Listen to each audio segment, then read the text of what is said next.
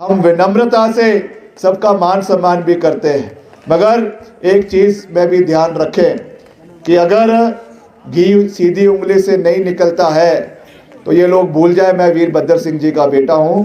हमको घी जो है वो टेढ़ी उंगली से निकालना भी आता है। विनम्रता से हम बात करना हमारे स्वभाव में है, मगर हमारी विनम्रता को कमज़ोरी ना समझे, ये मैं बड़े साफ शब्दों में कह देना चाहता हूँ।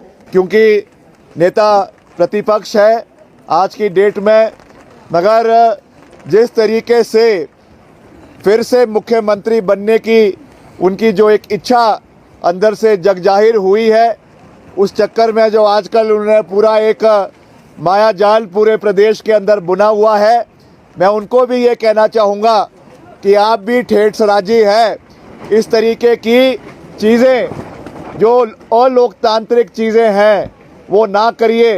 ऐसा ना हो कि देवी देवताओं का कोई प्रकोप लग गया तो आने वाला समय जो है वो ठीक नहीं रहेगा। इसलिए सरकार ने, प्रदेश की जनता ने एक मजबूत सरकार को चुना है। उस सरकार का पूरा कार्यकाल मुख्यमंत्री ठाकुर सुखविंदर सिंह सुक्खू के नेतृत्व में पूरा होगा।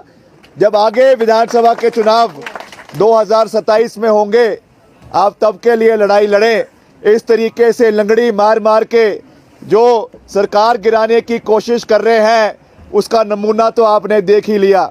अभी चहल चौक के अंदर जिस दिन कंगना रनौत आई, आपको लंगड़ी लग गई, आप जमीन पे गिर गए। तो ये चीज़ें लंगड़ी जब लगानी शुरू करते हैं तो लंगड़ी जो लगाता है उसी को लंगड़ी लग जाती है। तो मैं तो उनको ये कहूँगा, बहुत मान सम्मान हम उनका करते हैं।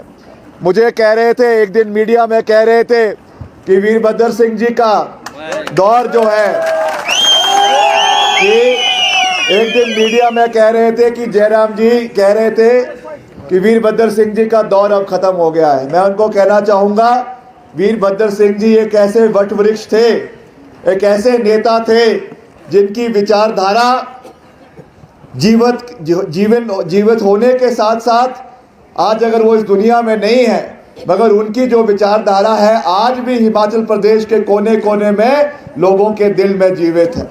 और मैं कोई ज़्यादा बात नहीं कहना चाहता, ये दौर आते रहते हैं, ये दौर चले जाते हैं और कोई बड़ा बात नहीं है।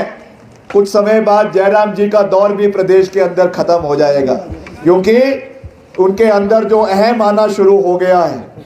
जिस तरीके से वो पूर्व में रहे नेताओं के बारे में बयानबाजी कर रहे हैं, मैं समझता हूं कि ये दुर्भाग्यपूर्ण है। हम उनका बहुत मान सम्मान करते हैं, मैंने तो हर मंच से उनके लिए कभी भी कोई अपशब्द नहीं कहा, उनके लिए कभी भी किसी तरीके की बात नहीं करी, मगर जिस तरीके की बयानबाजी आज हो रही है, उनकी प्रत्याशी आज जिस तरीके की बयानबाजी कर रही है, ये दुर्भाग्यपूर्ण है। मैं तो आज भी ये कह सकता हूँ कि ये चुनाव मैंने कांग्रेस पार्टी के कार्यकर्ताओं के लिए तो लड़ाई है, मगर जयराम जी के अस्तित्व को बचाने के लिए भी लड़ा है।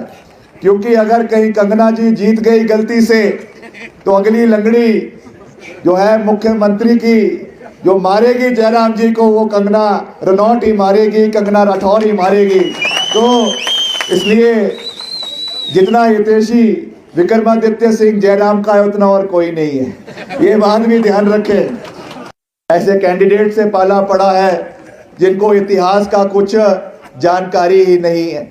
मैं तो ये कहता हूँ कि जयराम जी जब चुनाव खत्म हो जाएंगे, कृपया करके अपने प्रत्याशी को किसी यहाँ पर गाड़ा गुसैनी के या आपके जो यहाँ का केड़ोधार का सीनियर सेकेंडरी स्कूल है, कम से कम यहाँ पे इतिहास के कम से कम पाठ तो उनको पढ़ा देना और बताना कि देश कब आज़ाद हुआ कब नहीं हुआ, ये अच्छी जानकारी अपने प्रत्याशी को देना।